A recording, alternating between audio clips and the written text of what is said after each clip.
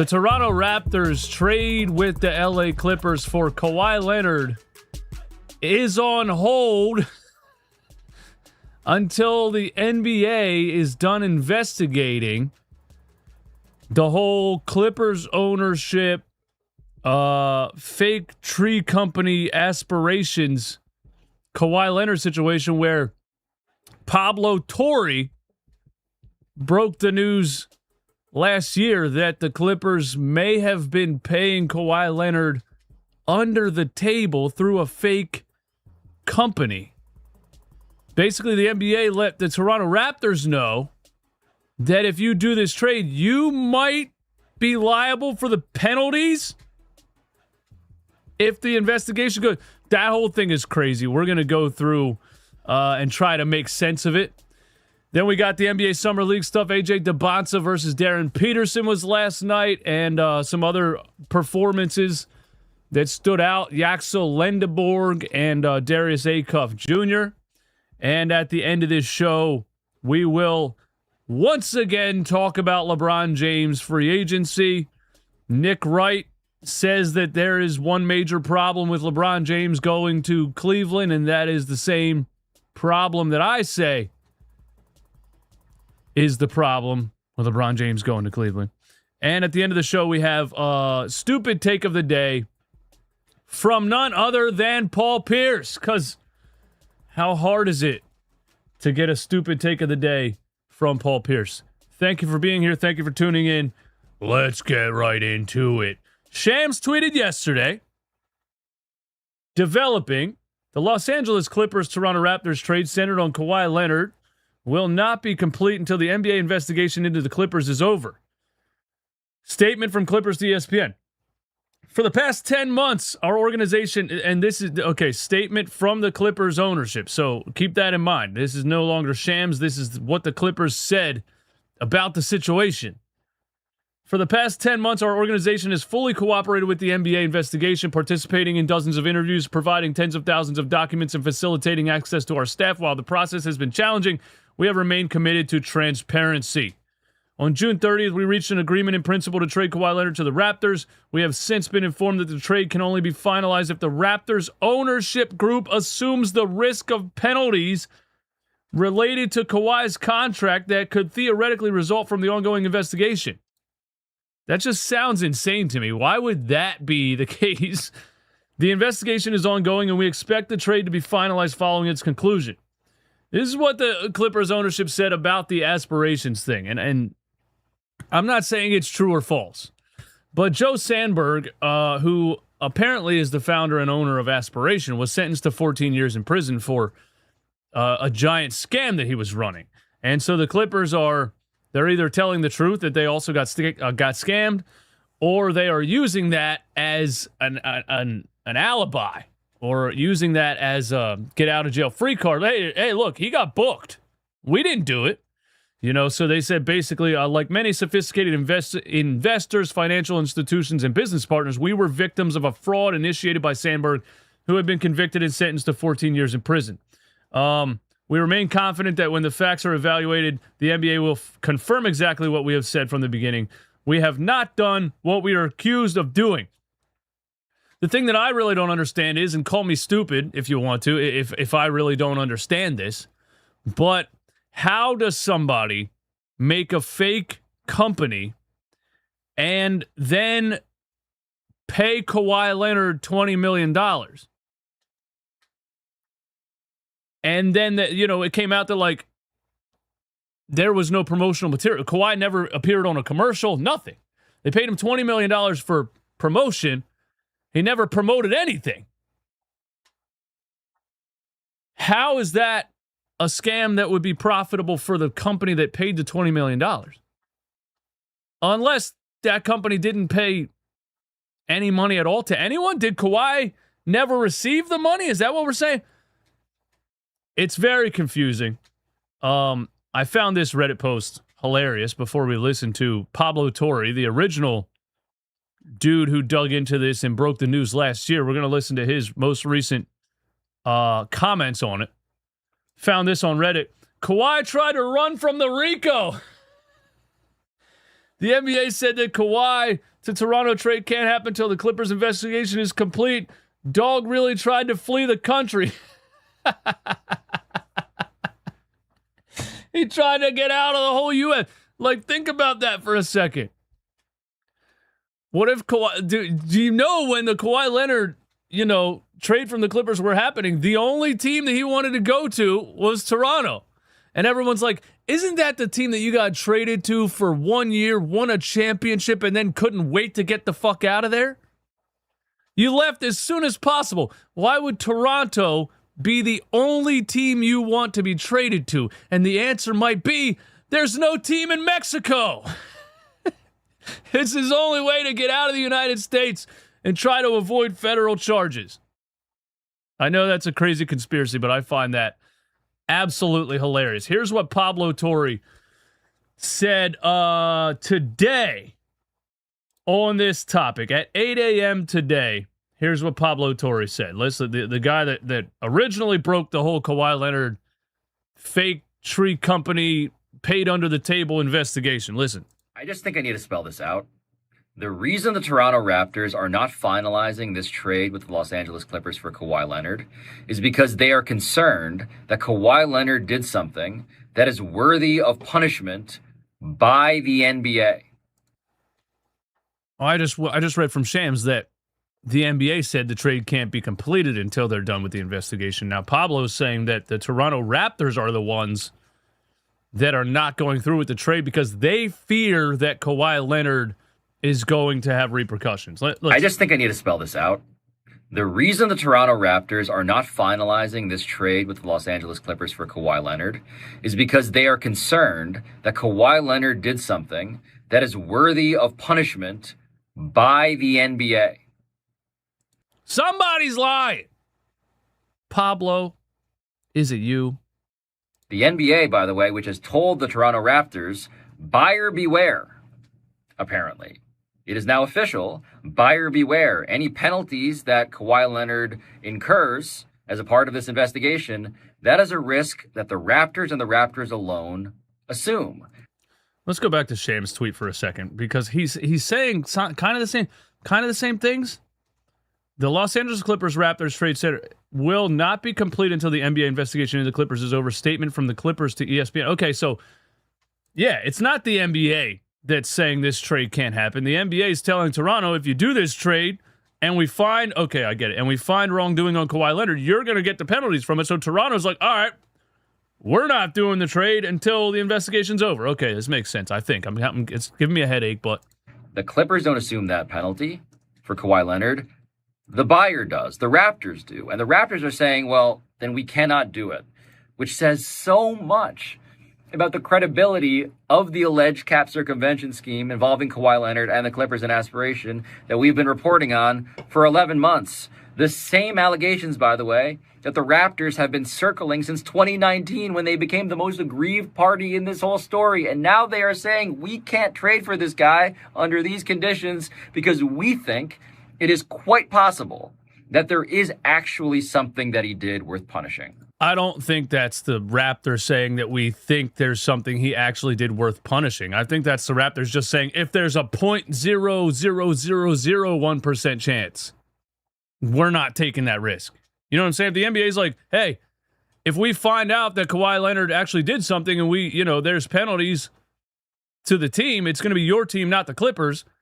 Even if they feel like he probably didn't do anything, we're still not going to take the chance of that, right? I don't think that says that the Raptors definitely believe there's going to be penalties. That's what the meaning of this frozen trade really is.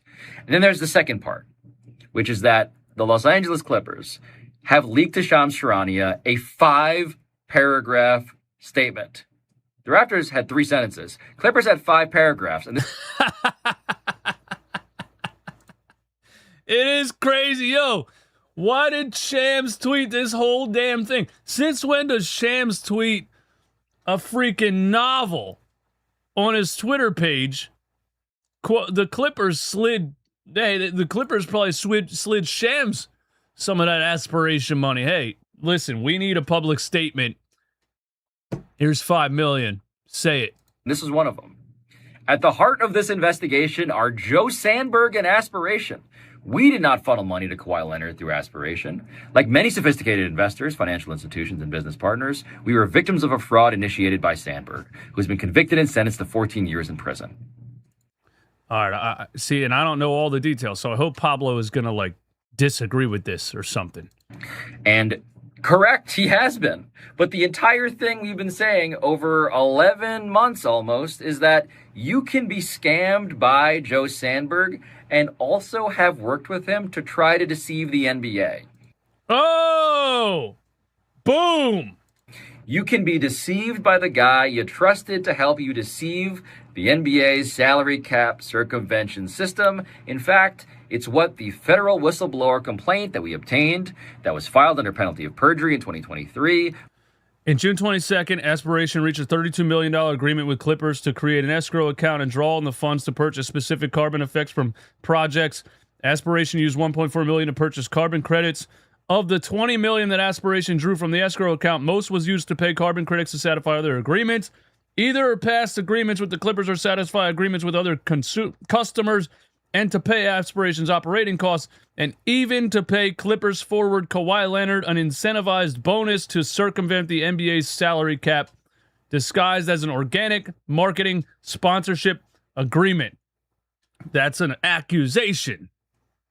Filed by two Aspiration whistleblowers who provided the whole roadmap for the prosecution of Joe Sandberg to the federal government, has indicated. So if the federal government found Joe Sandberg guilty and sentenced him to 14 years of prison, then that means they didn't find anybody else in those accusations guilty, right? Or everybody would have been arrested, right? Would Steve Ballmer have not been arrested immediately? Would Kawhi Leonard have not been arrested if he knew and was part of it? And so did the DOJ prosecutor who launched that federal investigation. Two things can be true. You got scammed by Joe, and you tried to use him to get one over on the NBA. What do you guys think? I don't feel like that makes much sense.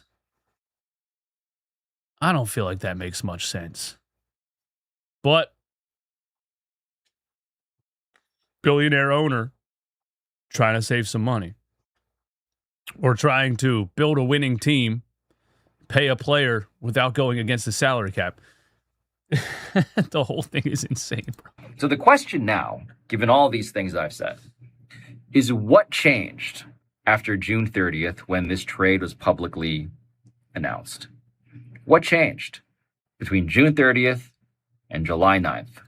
That's a great question, Pablo. I didn't think about it like that. Something definitely happened, right? Because all we saw was Kawhi Leonard traded to the Toronto Raptors. The Raptors are like, yeah, we're trading for Kawhi Leonard. The Clippers are like, yeah, we're trading Kawhi Leonard to the Raptors. Nobody said on June 30th, hey, there's an investigation ongoing and we need to wait for that to be done to make this trade. Or nothing actually happened. It's just that when they announced that they agreed on a trade, then a couple days later, the NBA hit them up like, hey, just so you know, if you trade for Kawhi Leonard, and we find out that he was part of a fraud scam to circumvent the salary cap, you're going to get the penalties for that, not the Clippers. And then Toronto was like, whoa, we're not going to do that. So it could have just been that 10-day, 9-day window of the trade being announced and then the NBA telling Toronto this information and then Toronto reacting to that. So maybe nothing actually changed. But yeah, that's the current situation with the Kawhi Leonard trade. It's absolutely bonkers.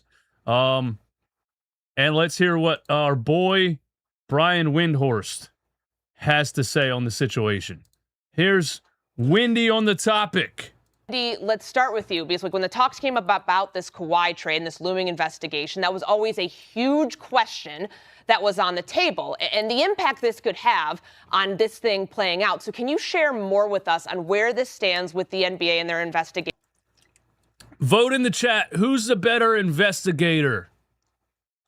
Pablo Torre, Shams Charania, or Brian Windhorst? The three-way battle of NBA private investigators.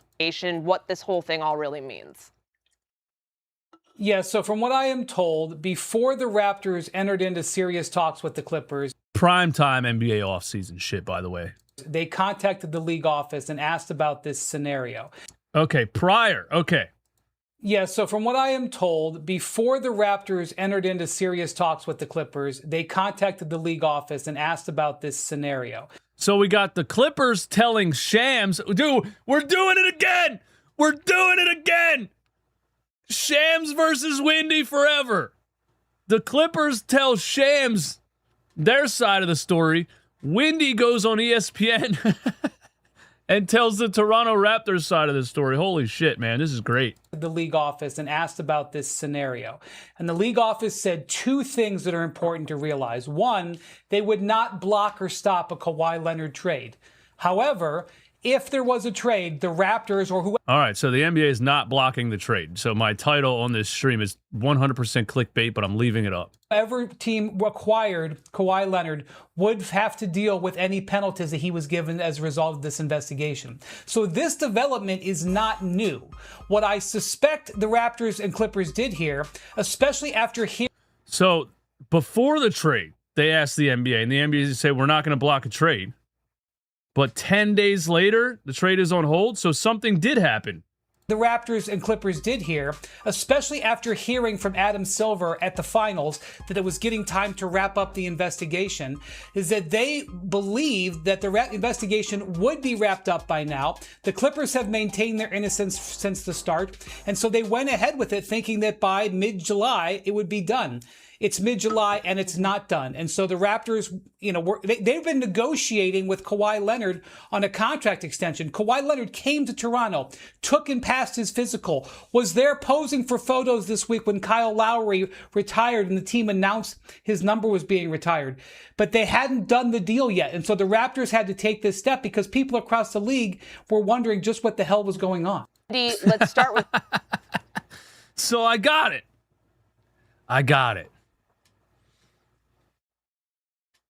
It's all Adam Silver's fault. Adam Silver's the one, bro.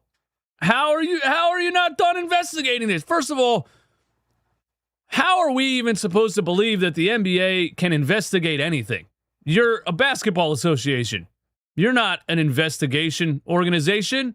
You're not the FBI. Why should we trust that the NBA is going to do a thorough investigation on something? That doesn't make any sense. You guys ever see that meme?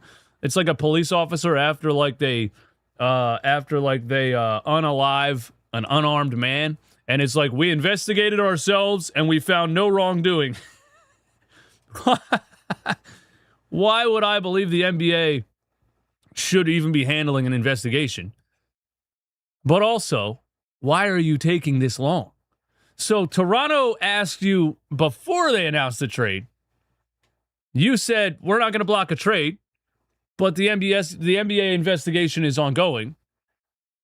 They thought the investigation would be over by now. You're taking your sweet old time. Don't forget, this is a guy that keeps instituting instant replay into the middle of NBA games. He loves time. If it was up to Adam Silver, every NBA game would be 10 hours long. You know what happens every time they go to the booth to take a 20-minute review on a foul call? Another commercial, and another commercial, and another commercial. Adam Silver loves adding time.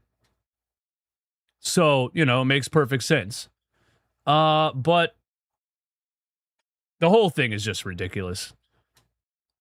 I don't know what the NBA is investigating that the FBI didn't already investigate. Like, they arrested the guy that owned the company that ran the scam. They didn't arrest Steve Ballmer or Kawhi Leonard.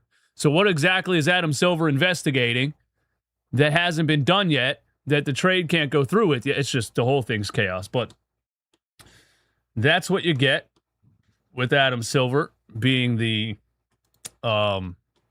commissioner of the NBA. And just prime time off-season material. What do you guys think, man? We got to talk about the Summer League after this, man. What do you guys think, man? I'm so glad the NBA did this, and I hope Kawhi is miserable for the rest of his career. Damn, bro. You can dislike Pablo Torre. At least he is a real journalist. Windy and Shams are not real journalists. Well, there's like the Pablo Torre thing is interesting, right? Because he used to be on ESPN, okay? And so there's a little bit of like, guys that work for ESPN, are they authentic? Or are they just doing what ESPN is telling them to do, saying what ESPN is telling them to say? Or are they just working with, agents and teams to put out what the team wants them to put out? Like, are Windy and Shams just basically megaphones at this point for NBA teams and agents to put rumors out into the NBA world? And somebody like Pablo Torre, who's now independent, you could look at that a different way too, because a guy who's now independent, what pays his bills? Clicks, right? I'm not saying he's making stuff up. I'm just saying Pablo, I didn't even know, for example, I didn't even know Pablo Torre had a podcast before this Kawhi Leonard thing. So if you wanted something to launch an independent podcast, there you go. So you could also make the argument on the other side of it, man. I think so. You know what I'm saying? We got a super chat, man. Thank you so much, Prince Jeffrey. $5 super chat. Y'all thought I was joking about Ibuka Okore, but he's really one of them ones. Hey, man, he's a good scorer. It was in the NBA Summer League. So let's pump the brakes a little bit. You're the one that said Okore Rookie of the Year. I think that's a little bit insane when comparing him to A.J. Dybantsa, Darren Peterson, Cam Boozer, Darius Acuff Jr., and some other guys. And when I looked at Okore's tape from the Summer League, I liked it, but I a lot of times people watch the Summer League and go a little bit crazy. Like, what I see when I see a player like that in the Summer League, and I think about, like, what are the Detroit Pistons doing? They need to try to give Cade Cunningham a perimeter running mate, right? Your number 2 can't be Dennis Jenkins, right? But Dennis Jenkins is nice, though. So when you look at Okore's Summer League tape, just say to yourself, could I see Dennis Jenkins doing these same things? Could I? Yes. The answer is yes. Dennis Jenkins would go drop 25 in a Summer League game. 100% he would. You know what I'm saying? I'm just saying pump the brakes. That's all I'm saying, bro. Sorry to rain on your parade as hard as I just did. But speaking of the NBA Summer League, man, let's get to it. So, Darren Peterson versus AJ Dybantsa last night. It was primetime TV. It was on ESPN. It was 9 o'clock. The number 1 and the number 2 pick facing off. And it was a lot of fun to watch. Some of it was pretty, some of it was very ugly. There is the topic of, like, within this segment right here, we're going to talk about Darren Peterson had 9 fouls. He had 9 fouls, guys. We're going to watch a little bit of a highlight recap on Peterson versus Dybantsa. Darren Peterson has some comments after the game that I think are interesting. There's a clip surfacing of AJ Dybantsa foul baiting. And a lot of people, it seems, on the internet are not pleased with a rookie foul baiting in the NBA Summer League and, like, what direction that says the NBA is headed in. But Darren Peterson had 24 points, 3 rebounds, 3 assists, 9 fouls. For those who don't know, you get 10 fouls in the Summer League for some reason. I think it's because, they're looking at, like, young, inexperienced players. They're going to foul a lot. They don't want guys to foul out with 5 or 6. So you get 10 fouls in the Summer League. Darren Peterson cooked up 9 of them. He had 24 points in this game. AJ Dybantsa had 27, 7, and 2. He had a monster 2-handed dunk. He showed his just sheer size and athleticism as the reason that he was selected over Darren Peterson. You know what I'm saying? The reason that I thought that he was definitely going to go number 1 is just the fact that he has all the skills in the world and is also 6'9", 220 pounds at 19 years old. It's just something you can't pass up on. He was 0 for 5 from 3, so the question still remains, or the topic still stands out that the thing that AJ Dynantsa will have to work on and develop over the course of his early career, at least, is developing a consistent three-point shot. And if he does that, look, his form I don't think is like totally busted or anything, you know. And if AJ develops a consistent three-point shot, he really could be a big-time problem in the NBA. Darren Peterson, on the other hand, one thing that stands out about him, and you know, he's an unbelievable natural scorer. He glides across the floor. He doesn't overthink anything. The game comes to him. He's got every skill imaginable. Right hand, left hand, step back, crossover, Euro step, change of pace, change of direction, spin, pump fake, up and under, finish with the right, finish with the left, mid-range jumper, finishing at the rim, an absolute sniper from three-point range, can play on ball, can play off ball, can shoot off the dribble, can catch and shoot anywhere on the floor. Darren Peterson is insanely skilled. I still wouldn't have been shocked at him going number 1 over AJ, but I just thought the size difference and the fact that AJ has that very rare build is what, you know, is what got him number 1 over Darren Peterson. But Darren Peterson is incredible also. But one thing that's standing out with Darren Peterson is 8 turnovers. And I believe he has 13 turnovers in just 2 summer league games, you know, and it's interesting because he has some comments on playing on ball in the NBA versus off ball at Kansas. And I'm not going to overhype, you know, turnover issues in the summer league because who the hell even knows who your teammates are? You know, I do remember one of his turnovers being just a miscommunication where a player flashed out to the wing, you know, and then cut, and he passed the ball like after the player cut. So it's not like these guys play together every day and know each other really. So turnovers come from miscommunication where, you know, you can't really put that on a player too much either. It's the summer league. You shouldn't really look at shooting percentages or anything like that. Guys are just out there trying to get theirs and trying to show what they can do. And a lot of these guys are young and kind of trying a little bit too hard and forcing things. And so it is what it is, but 13 turnovers in 2 games is something to talk about. And I think there was a clip of somebody on a sports show saying that the Jazz probably can't run Darren Peterson at point guard. And I don't really remember anybody saying that anybody was going to run Darren Peterson at point guard. You know what I'm saying? I think the Jazz kind of have that, you know, solidified with Keontae George, right? If I'm not mistaken. And I don't think I would see Darren Peterson playing point guard anyway.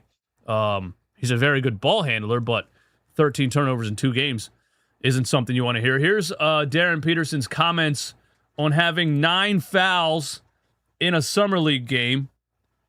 I think I'm doing fine. The wish is different. I talked to the players. The wish is different from summer league and regular season. So yeah, they told me I had 10. It was a physical game, so I was going out with 9. So.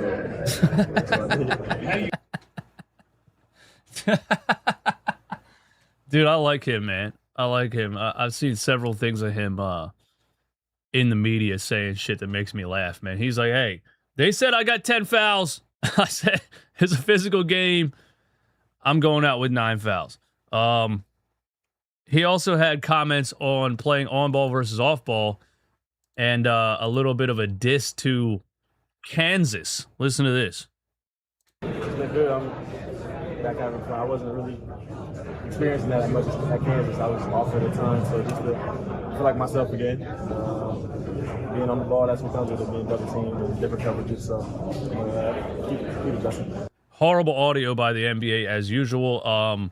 Basically, he said, you know, I was playing a lot of off ball at Kansas, didn't feel like myself, and having the ball in my hands again, I felt more like myself. So Darren Peterson definitely wants to have the ball in his hands. Let me get some air. It's interesting to think about that because do the Jazz want him off. But I would think the Jazz would want him off ball too. But here he is saying, like, I want to play on ball. I don't want to play off ball. Let's look at this clip that is surfacing of AJ Dynantsa apparently foul baiting. And everyone's kind of a little bit up in arms at this style of play in the NBA Summer League. And is AJ Dynantsa a 6'9" SGA? And no diss to SGA, but it is what it is. Look at this. Spin baseline, takes contact. Oh! It's the throwing the head back for me, man. It's the throwing the head back for me. Like, yeah, there's contact there, but look. Oh! Bro, come on, son. Come on, man. Come on, man. Don't do this, AJ. Don't do this, bro. You're too good to be doing this. You're playing in the Summer League, brother. You're 6'9", 220, playing in the Summer League. And you're throwing your head back like Jalen Brunson? Come on, man. Come on, man. Come on, man. Come on.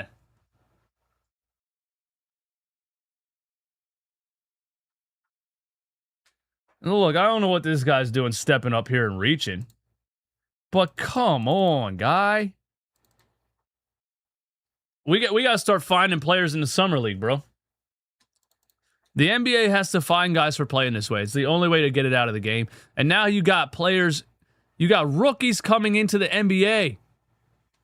Like, it's not like he got to the NBA and then learned how to play this way. This flopping, throwing your head back, and selling calls has now made its way out of the NBA and has infiltrated basketball as a whole. There's kids in high school doing this. This is sad for the NBA's product. It is. I'm not exaggerating. This is sad for the NBA's product. For your number 1 overall draft pick to come into the Summer League live on ESPN and be doing stuff like this, man. And they give him the call. That's the problem. The problem is they give him the call, man. Oh, my God. Come on, man. Look. Look at him hooking the arm. And look.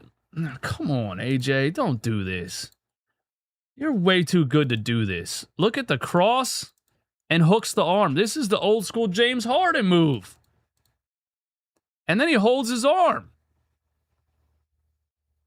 Come on, AJ. What are you doing, bro? What are you doing? 6'9", 220. Oh, my God.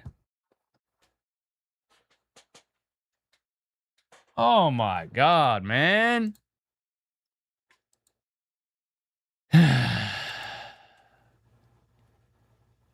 What happened to the game I love? They gave him the call. That's the problem. That's a foul. I mean, I'm not. That's a foul.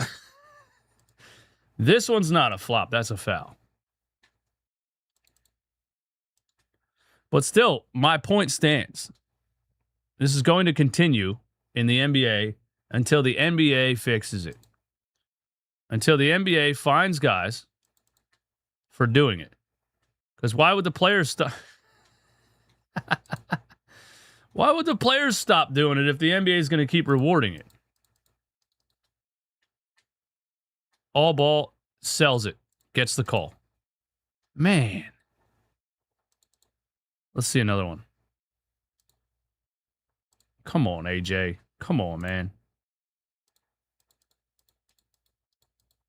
Oh, my goodness.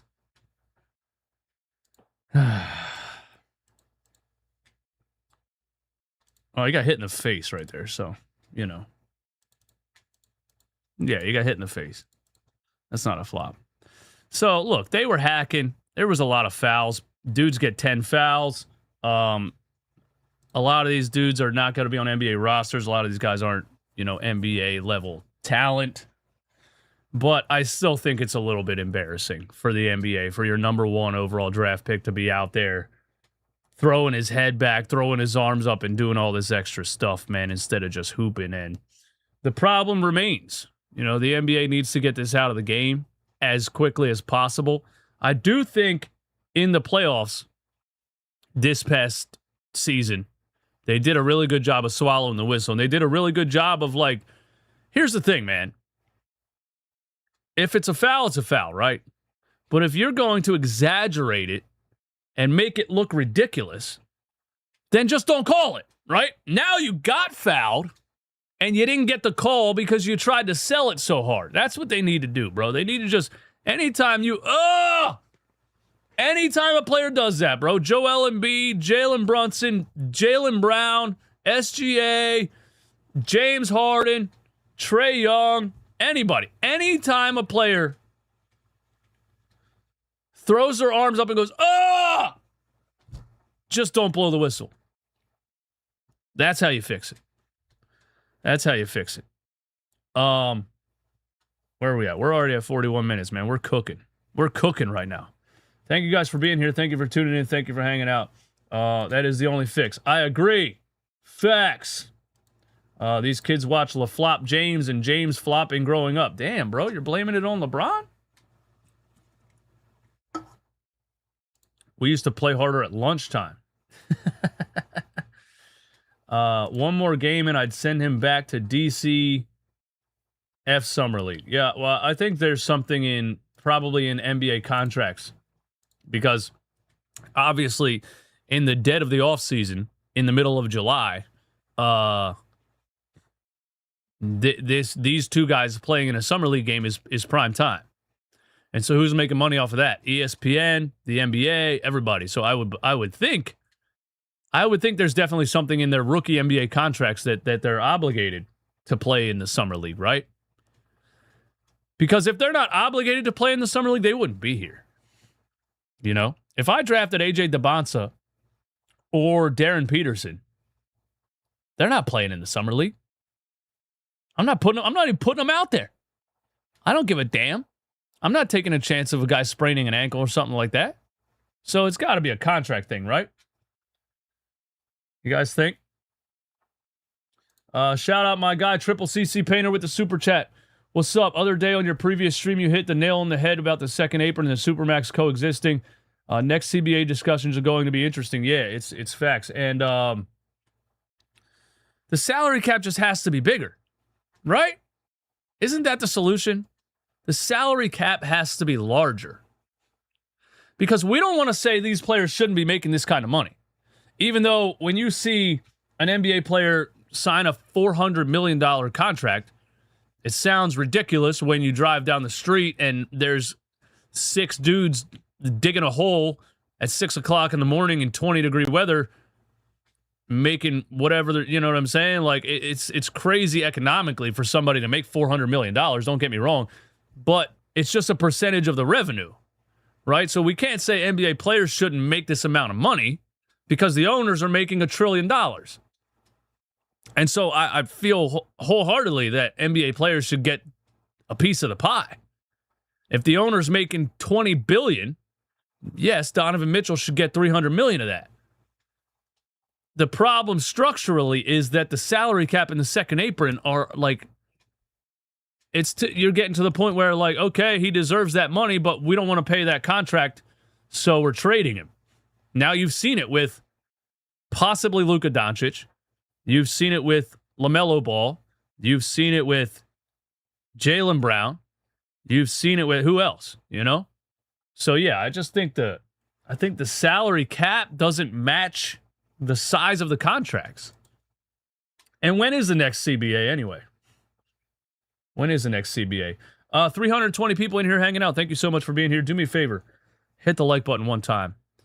Give us 320 likes. That helps push this stream through the algorithm and capture more and more NBA fans discovering this daily NBA show. So thank you. And consider becoming a member of the channel for a membership badge next to your name, access to the members-only Discord server where you can drop suggestions on the show, members-only videos and live streams coming soon, and extra perks. Consider becoming a member. Yaxel Lendeborg, who was drafted by the Golden State Warriors, had 21 points last night, and this is looking like Yaxel Lendeborg is looking like maybe a steal in the draft. He is 6'10" and has a beautiful jumper. Yaxel Lendeborg does, man. What number did he go in the draft, bro? Let me see. I should have had that up. Let's see. Let me see. Yaxel. You guys let me know in the chat if you know it. Yaxel Lendeborg. What number was he selected? Draft selection. 8? He was top 10? Yaxel Lendeborg was selected 11th overall by the Golden State Warriors. He is 6'9". He is 23 years old, so a little bit older for an NBA rookie. But so he was a 4-year college player, I'm assuming, or at least 3 years. But he's 6'9" and has this skill set, a serious catch and shoot ability. Look at the jab, dribble left, pass back out to the perimeter. Yaxel Lendeborg. And for those wondering, I looked this up on draft night because I was like, that sounds German. He's not German. He was born in the United States. His mom gave him the name Yaxel. That has nothing to do with any European heritage. But Lendeborg is a name from overseas that's in his family's history. So he's American and his name is Lendeborg. Although I guess American is just a bunch of a melting pot. Shout out to Yaxel Lendeborg, man. What you guys think? Was this a steal? Was this a steal at number 11? Show me something else, man. Backdoor cut. There's another catch and shoot 3. I think he was 4 for 5 from 3. 6'9" with that shooting ability is very valuable in today's NBA, man. Oh, it is Scottish. You're absolutely right, bro. I think it is Scottish when I looked it up. I think you're absolutely right about that, man. Man, every team wants a 6'9", guy who can rebound and also stretch the floor. A modern day 4, a player archetype that my Philadelphia 76ers never have.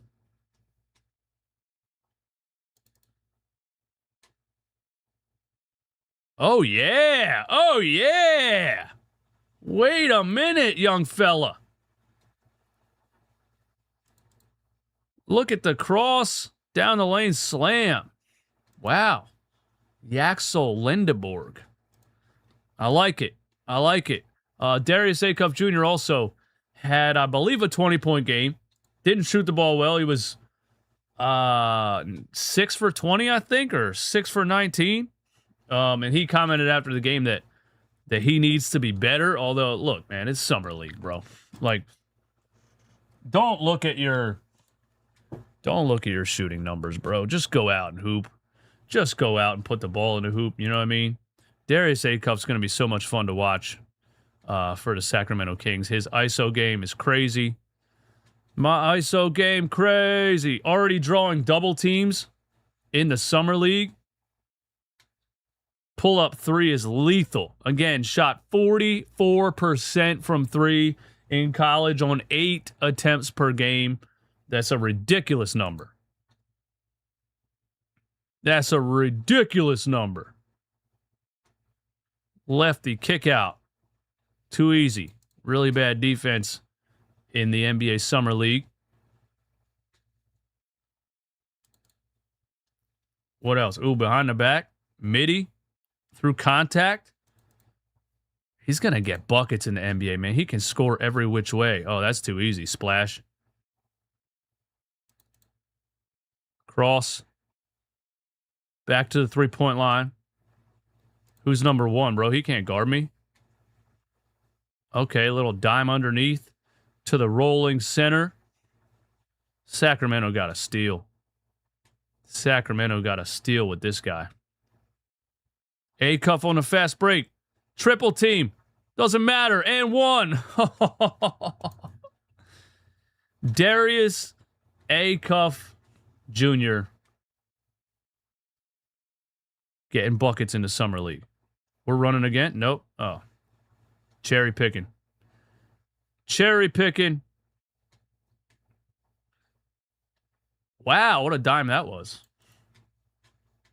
That was a nice dime. That was a old 2K when you shoot the ball and then you push square again, you know?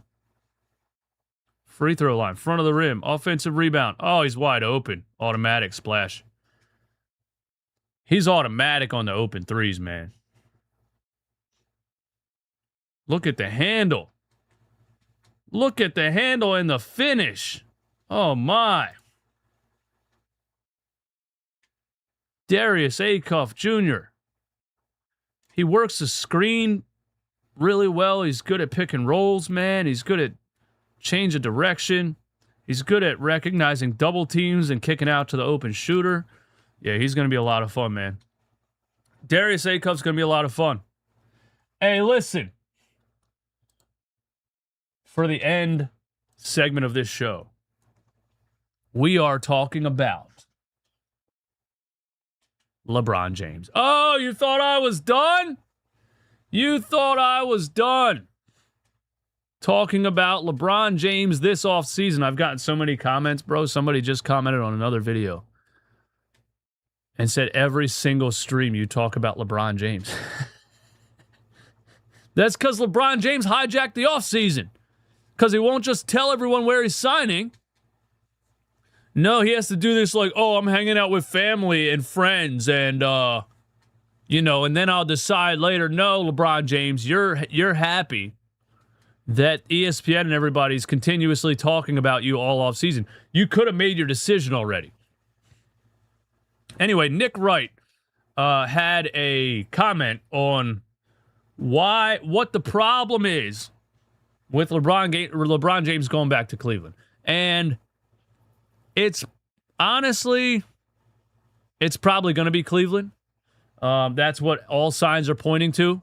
I think it's between Cleveland and Philadelphia, to be honest. If you're looking at the rosters and who gives him the best chance to be competitive at the end of his career, I think it's Cleveland and Philadelphia. I think Cleveland wins based on the story arc, the legacy going back to Cleveland to end your career.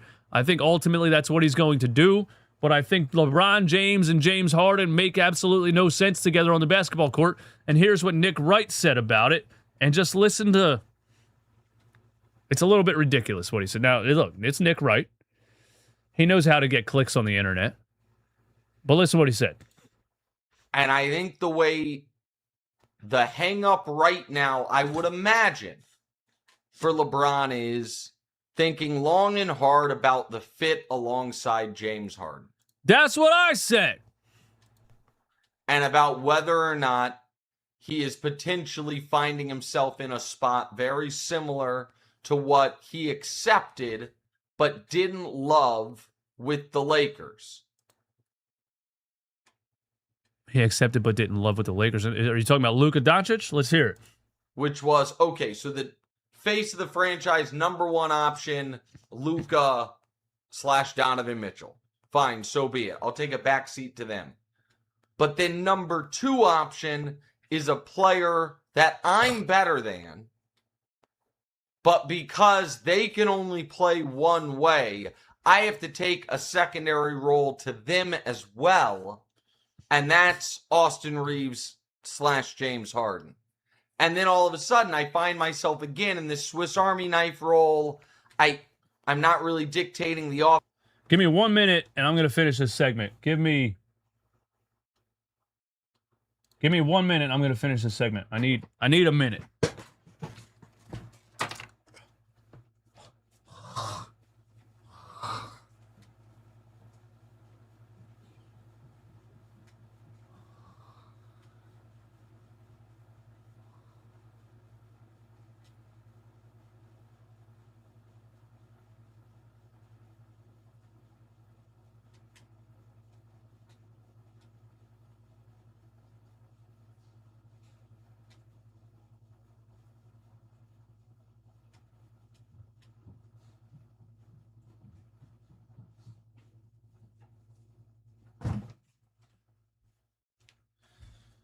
We're back.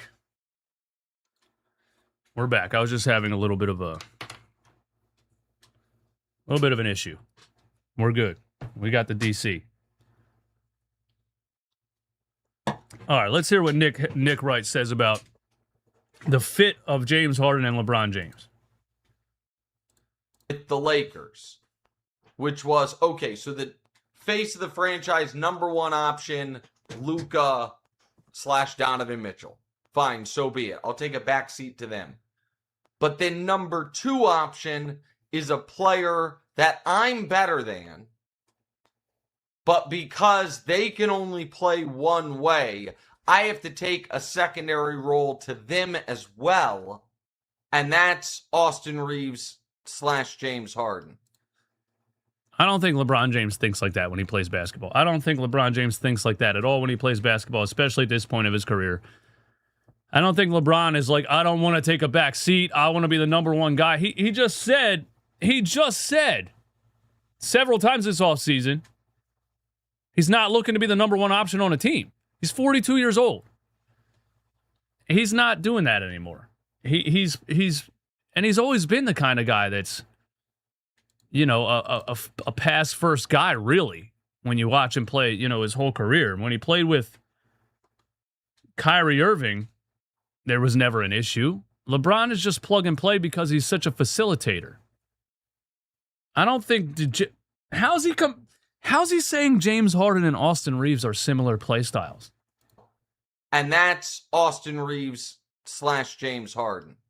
And then all of a sudden, I find myself again in this Swiss Army knife role. I'm not really dictating the offense. How fun is that? Plus, again, I believe in Austin Reeves. He's not dictating the offense in LA because of Luka Doncic being an on-ball point guard. What does that have to do with Austin Reeves? Long term, and a very different player than James Harden. Doesn't have the accolades of Harden, but also doesn't have the playoff baggage of Harden. But much like Harden, hasn't played his best ball in the playoffs for Austin's much smaller sample size. So I think Harden is the hang-up there. Which is why, if I were the Cleveland Cavaliers, James Harden is not the hang-up because he's the number two option like Austin Reeves. I feel like I completely disagree with that. James Harden is the hang-up because he's an on-ball point guard just like Luka Doncic, who has the ball in his hands the whole game, and LeBron James is not an off-ball player. That's more of the problem, if you ask me, with the James Harden situation. Let's hear what he says the Cavs should do in this situation, which is totally different than what I think they should do. As I am hoping that the Warriors don't find a way to trade for Anthony Davis, or the Sixers don't find a way to convince LeBron this is your best fit. The Wizards aren't trading Anthony Davis. They're selling tickets with this Trae Young, AJ Dybantsa, Anthony Davis, at least on paper. No reason for the Wizards to trade Anthony Davis from a business standpoint. I would be on the phone daily with the Dallas Mavericks and saying, listen. Oh, what did he say? Nick Wright says James Harden's the real problem with LeBron going back to Cleveland. Turn Harden into Kyrie 2.0 and make the Cavs work. Turn Harden into Kyrie 2.0 and make the... It wasn't in the clip, but according to what the volume put on the tweet, he said the Cavs should trade James Harden to... Okay, see, when I first saw this, I thought he was saying that you should try to get James Harden to play like Kyrie Irving, and that doesn't make any sense because James Harden is James Harden and Kyrie Irving is Kyrie Irving. He's saying the Cavs should trade James Harden to the Dallas Mavericks for Kyrie Irving. Wow. Wow. I think Nick Wright cooked here, bro. Chat, did Nick Wright cook right here? I think he cooked. James Harden on the Dallas Mavericks makes perfect sense, I feel like. Who the hell's the Dallas Mavericks' actual point guard? Aaron Nesmith? Not Aaron Nesmith. Aaron Nemhard? Which Nemhard plays for the Pacers? His little brother plays for the Mavs. I don't feel like the Mavs have an actual point guard. And if you want to maximize Cooper Flagg, James Harden's an unbelievable facilitator. Now, at the same time, look how good this sounds for the Mavs. Because the Dallas Mavericks don't think they're a championship contender anytime soon, right? You're just trying to continue to develop Cooper Flagg. You get James Harden in there, the end of his career. You know he already stinks in the playoffs, but you don't think you're a contender anyway. You just get James Harden in there to facilitate and give the ball to Cooper Flagg for the last couple years of his career to help him develop. And the Cavs get Kyrie Irving, who is one of the best on-ball scorers I've ever seen in my life, but is not a true point guard, is not a facilitator like James Harden is. I think both of those fits make sense. Did Nick Wright cook? Who starts Kyrie or Harden? No, we're talking about trading Harden for Kyrie. This is a horrible take, James said. Kyrie is the point guard. What do you mean? I don't think Kyrie's a point guard, bro. Look at his career. He doesn't elevate as a point guard. He's an incredible one-on-one scorer. Look at Kyrie in Boston. Look at Kyrie everywhere that he was expected to be the point guard. What was Kyrie's best role in the history of his career? Playing number 2 to LeBron James. And I know Kyrie didn't like it because he wanted to be the guy. At least that's what it seemed like in Cleveland. Kyrie is a 2. Kyrie is a 2. I don't think Kyrie is really a point guard. What you guys think? We don't even know what Kyrie looks like. You mean since his injury? He does fine at point guard. He just shouldn't be the leader. That doesn't make any sense, bro. You need a facilitator. You need a real floor-raising point guard. I think he cooked. I think he cooked, man. On the topic, well, what's the segment of this show? The segment of this show should be called "Y'all Thought I Was Done." So we're not done talking about LeBron James. We're also not done talking about Jaylen Brown. Jaylen Brown was on a Twitch stream with IShowSpeed, and he is trying to recruit LeBron James to Philly. Jaylen Brown, you got to tell LeBron he's got to pull up, man. Pull up. Let me find the clip of... and then he said something about don't be a basketball player because of how he was traded. And so there's some reactions to that.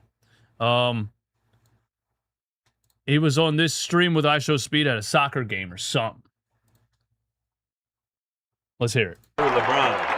So you got to tell LeBron, you got to pull up, man. Pull up to Philly. LeBron, pull up to Philly. Think about it. LeBron, Jaylen Brown, PJ 13. He's gone. He's gone? Bro, he said PJ 13, bro.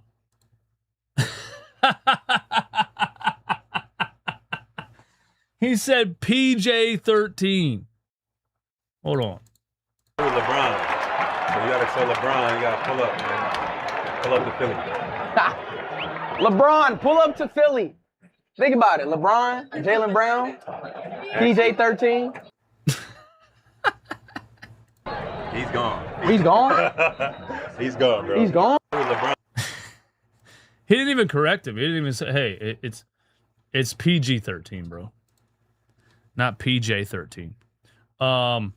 There's also this clip where he said, don't be a basketball player because of the way the Celtics packed him up. Traded. Oh, yeah. You left Boston. Where you going? Philadelphia. You going to Philly? Yeah, they packed me up, bro. Wow, It's bro. a crazy business, bro. Don't become a basketball player. It's a crazy business. Don't become a basketball player. There's no loyalty. What happened? You just got traded? That's a good question. That's a real good question. I think a lot of people want to hear that. They asking that question right now. I don't know. I got packed up. You just got packed up. Yeah. What does that even mean? They packed me up. Sayonara, I'm out of here. That's crazy, bro. You going to Philly? Yeah, you been. Well, at least you get Philly cheesesteaks. Yeah. They got good Philly cheesesteaks in Philly. We got Maxi. Yo. I never watched this dude. Is this why people like these streamers? Because they just come off as like clueless on things, and it's like a funny reaction. Is that why people like these dudes? Hey, it made me laugh. I gotta give him credit. He's funny. ESPN reacted to Jaylen Brown saying, "Don't become a basketball player." And this feels like the old case of Grandpa taking things too seriously. You know what I'm saying? Jaylen Brown linked up with streamer IShowSpeed and sounded off on the way that he was shipped out of Boston. It's a crazy business, bro. Don't become a basketball player. There's no loyalty. What happened? You just got traded? It's a good question. It's a real good question. I think a lot of people want to hear that. They asking that question right now. Sayonara, chat. That's kind of a good tagline for Jaylen Brown in Philly, man. Sayonara, chat. I don't know. All right. Packed up. You just got packed up. What does that even mean? They packed me up. Sayonara, I'm out of here. I think that IShowSpeed felt like all of us because Jaylen Brown saying, don't become a basketball player. Well, your $300 million contract probably says different. I mean, I would make the decision to become a basketball player if I was getting paid like that, Vince. Yeah, I don't think he was being serious, Courtney. I don't know her name. Your reaction to what he said Oh, great. We got to hear Vince Williams. in that clip. New dudes. That's all. This is when you look at the NBA as a whole, and I know LeBron isn't a new dude, but when LeBron is having his free agency done on a podcast with Max Kellerman and Rich Paul. Man, this dude, bro, listen. Maybe they need to move the teleprompter a little bit closer, or he drank 7 Red Bulls before the show. What's this dude on, bro? This dude is wired. And you see IShowSpeed and Jaylen Brown, like these are today's athletes and the way that they communicate directly to people. Jaylen Brown already knew that there was no loyalty in sports. He didn't have to be traded for that. He was on the Boston Celtics team where 5'9" Isaiah Thomas, put his injured hip on the line and everything else for the team and did not get rewarded with a contract extension after the year. He got rewarded with a trade to Cleveland, and a couple years later, he was out of the league. Facts. It's all performative. It's almost say fun, but everybody knows what they're doing. This is an attention economy, and now you're a topic on Get Up on a Friday morning.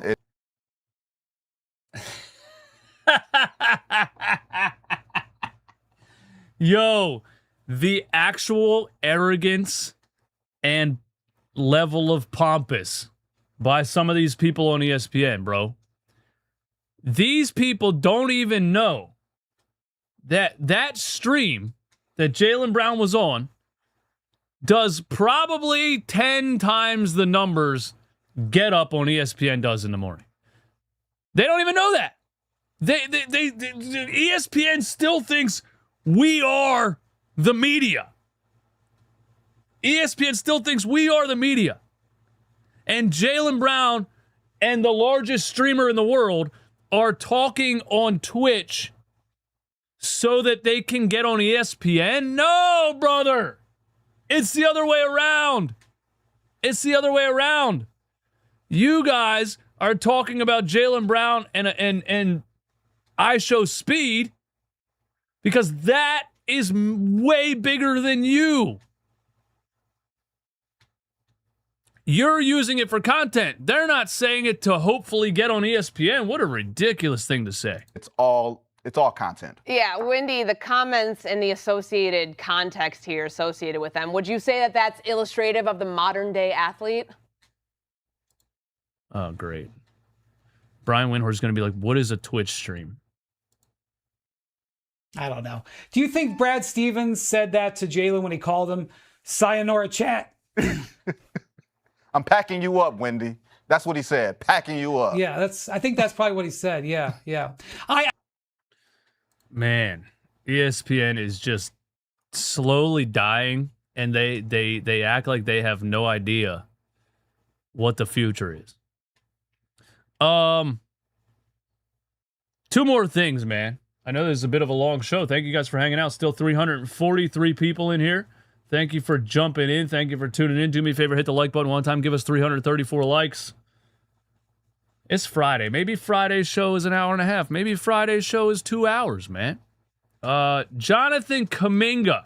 You know, I talked about this, I think yesterday or 2 days ago, how the Lakers are trying to add a little bit of melanin to their lineup. The Lakers are tired of everybody saying that they built the whitest team in the NBA and that they are running an underground white supremacy ring trying to prove to everybody that you can win in the modern NBA with all Caucasian players.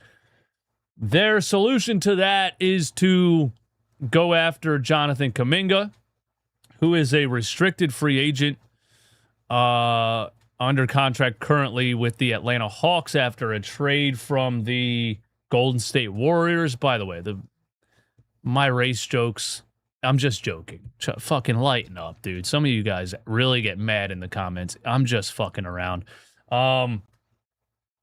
Anyway, the Lakers want Jonathan Kuminga. Not for the melanin. They want him for his defensive ability because, you know, you got Austin Reeves and Luka Doncic playing beside each other who can't guard my 11-year-old son or either of my dogs that are in my living room right now. And so they want Jonathan Kuminga. The problem is Jonathan Kuminga wants $25 million a year. And Jonathan Kuminga is not worth $25 million a year in today's NBA. Lakers reportedly offered a 2-year, $25 million. They're not even close. They're not even close. The Lakers reportedly offered him $10 million. And his camp said, we want 25. Jonathan Kuminga is an athlete, a good point of attack defender in theory.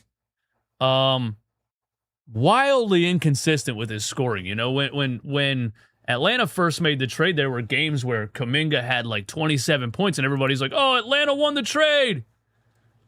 Then the Warriors just let him walk. But then he just disappears completely for multiple games and like falls completely out of the rotation. And then you start to understand why Steve Kerr didn't play him in Golden State. So there's always this like big question mark with Jonathan Kuminga that's like, he looks good when you look at his highlight reel, but Steve Kerr wasn't playing him, and then everybody attacks Steve Kerr. Same thing happened in Atlanta. So the Lakers are like, bro, we don't think you're worth $25 million a year. We'll give you 10. We'll give you a 10, man. What do you guys think? Should the Lakers pay $25 million for Jonathan Kuminga? Let's see if there's anything else on Kuminga. I also think the Lakers giving Quentin Grimes $15 million a year is a mistake. I was going to say Kuminga is better than Quentin Grimes, but I actually think Jonathan Kuminga and Quentin Grimes are very similar players. Good defenders, wildly inconsistent on the offensive side of the ball. This confirms what I've been saying. The holdup in the Kuminga sign and trade is coming from his camp. They're seeking north of $20 million after last summer's Warriors saga. There's literally no real market for a massive offer from the Lakers, Bucks, Nets, Bulls, and Hawks. And this is why he was traded from the Warriors, right? They keep asking for too much money, and the team keeps trading them. Handing him that money in Atlanta would make him their third highest earner and push them. That would be insane. For Atlanta to pay him $25 million would be insane. They don't view him that way, so the figure will come down. Lakers should be able to land this at $20 million a season on a compromise. No. Jonathan Kuminga is not a $20 million per year player. Absolutely not, bro. Absolutely not. 15 and has championship experience. Yeah, okay, bro. What does championship experience mean? If you were riding the bench for a Warriors team with Steph Curry and Klay Thompson and Draymond Green, you would have championship experience. He was playing. He was feeding off of the, gravity of those players. Don't get me wrong, but because that Warriors team won a championship, now Jonathan Kuminga is worth more money. What did he do in Atlanta? Why isn't Atlanta paying that money?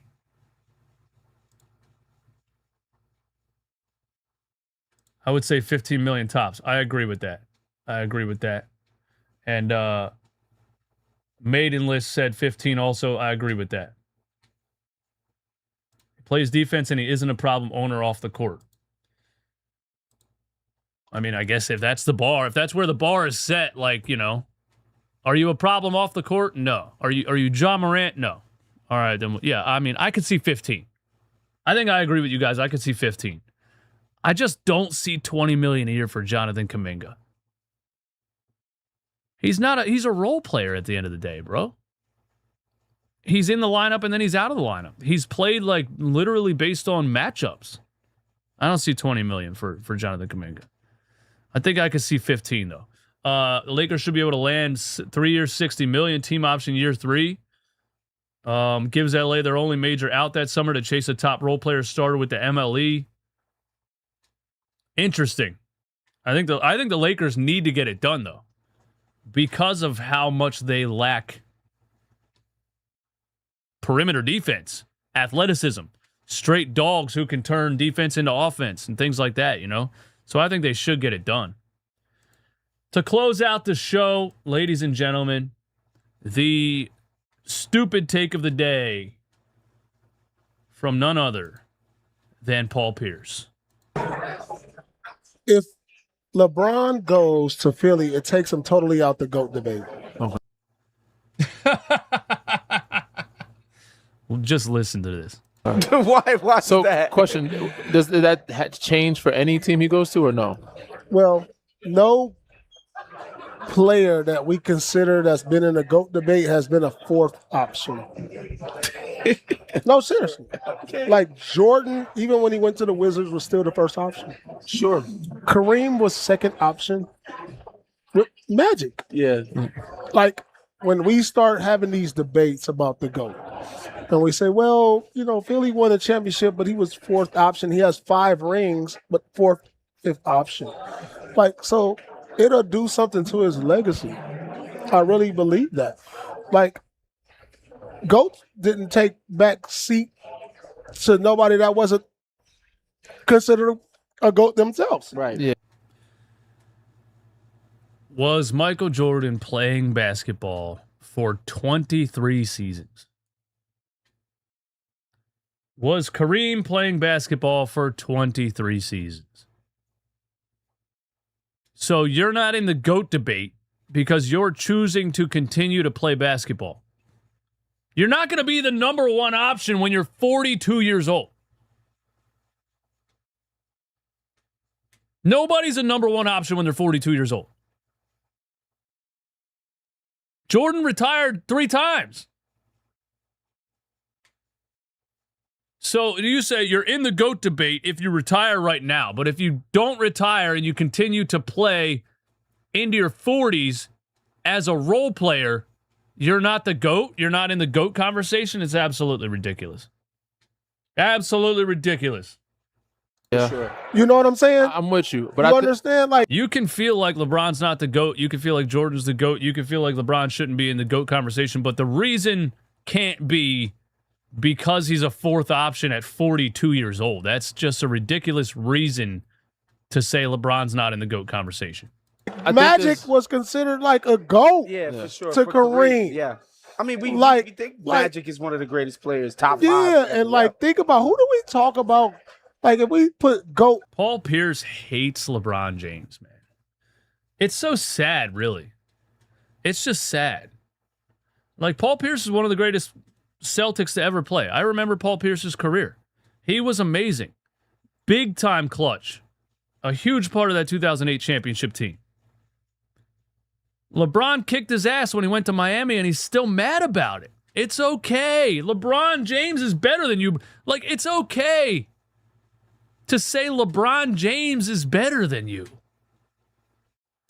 Like, who's been, like if you say Kobe's a GOAT, he's only been a second fiddle. He's never been less than that. Yeah. Sure.